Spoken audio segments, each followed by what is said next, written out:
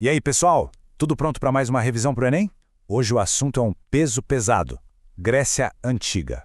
Quase tudo que a gente conhece sobre política, filosofia, arte, tem uma raizinha lá. Mas claro, com um universo de coisas para estudar, o que a gente precisa saber de verdade para a prova? É exatamente nisso que vamos focar agora. A nossa missão aqui é simples. Vamos direto nos conceitos que o Enem mais adora cobrar. A gente vai quebrar alguns mitos e deixar bem claro quais são os pontos que não dá para esquecer de jeito nenhum. Então, bora começar essa viagem. Nosso primeiro tópico é um clássico: democracia. É a primeira palavra que vem à cabeça quando se fala em Grécia, né? Pois é, mas muito cuidado aqui. A versão da democracia de Atenas era bem diferente da nossa. E essa diferença é uma das pegadinhas mais clássicas da prova.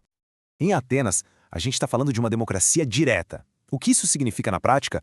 Que os cidadãos iam eles mesmos para a praça pública, a famosa ágora, para debater e votar as leis. Não tinha essa de eleger um deputado ou vereador para decidir por eles, não. A decisão era ali, cara a cara.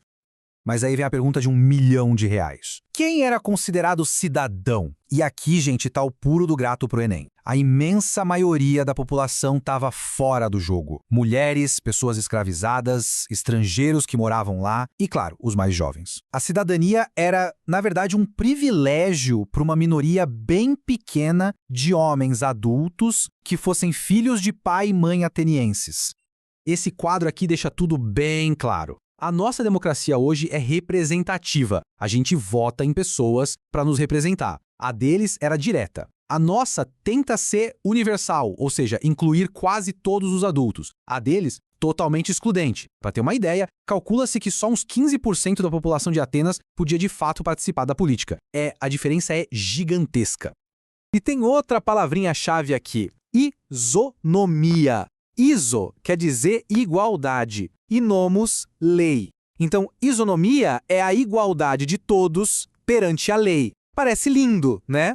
Só que, de novo, atenção à pegadinha. Essa igualdade valia só para aquele grupo minúsculo que era considerado cidadão. Entre eles, a lei era igual para todos, mas para todo o resto da sociedade, as regras eram outras. Outro erro bem comum é a gente pensar na Grécia Antiga como se fosse um país só, todo unificado.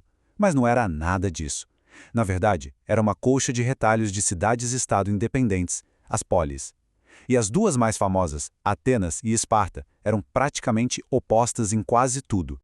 Essa tabela resume bem o contraste. Enquanto Atenas tinha sua democracia e era voltada para o comércio e para as artes, Esparta era uma oligarquia, ou seja, um governo de poucos, e totalmente focada na guerra e na agricultura. Até a vida das mulheres era radicalmente diferente. Em Atenas, elas ficavam restritas à casa. Já em Esparta, elas tinham bem mais liberdade e até recebiam treinamento físico, o que era impensável para uma ateniense. Bom, agora vamos para outra herança grega que é simplesmente fundamental: a filosofia. A ideia de usar a razão para explicar o mundo nasceu ali. E para o Enem, tem um trio de ouro que a gente precisa conhecer: Sócrates, Platão e Aristóteles.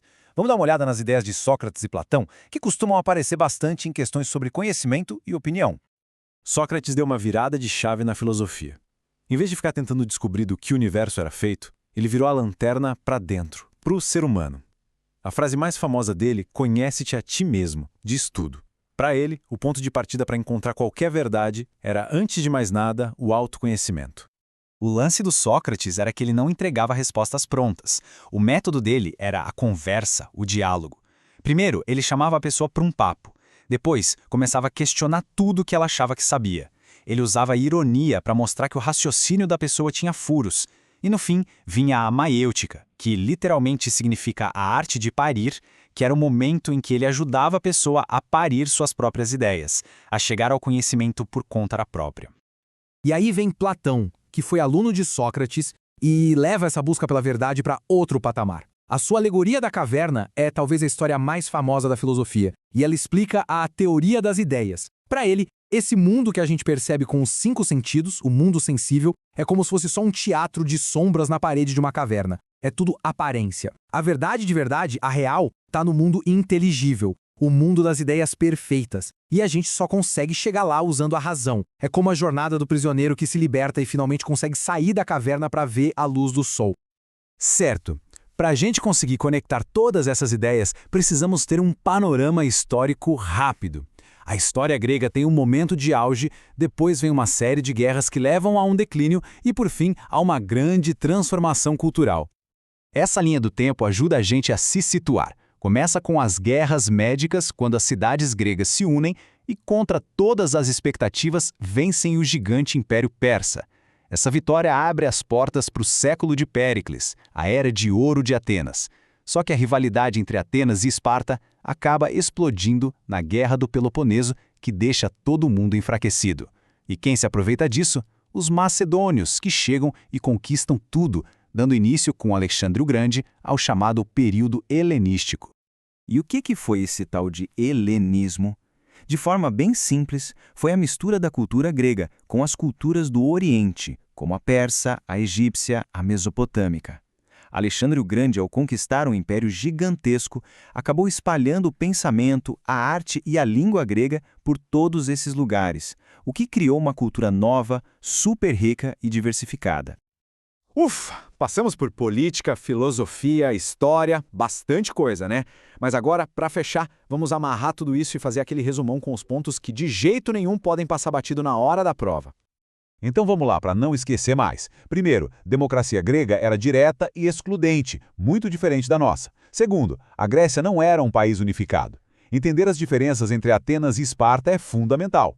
Terceiro, a filosofia surgiu como uma tentativa de explicar o mundo usando a razão em vez dos mitos. E por fim, esse legado todo está vivo até hoje, na nossa política, no teatro, na ciência e até nos esportes, com as Olimpíadas. E para a gente terminar, fica uma provocação para pensar. As grandes perguntas que os gregos se faziam lá atrás sobre o que é uma vida boa ou como se constrói uma sociedade justa não são as mesmas perguntas que a gente se faz até hoje. Será que as respostas que eles tentaram encontrar há tantos séculos ainda têm algo a nos dizer sobre os nossos próprios desafios? Fica aí a reflexão.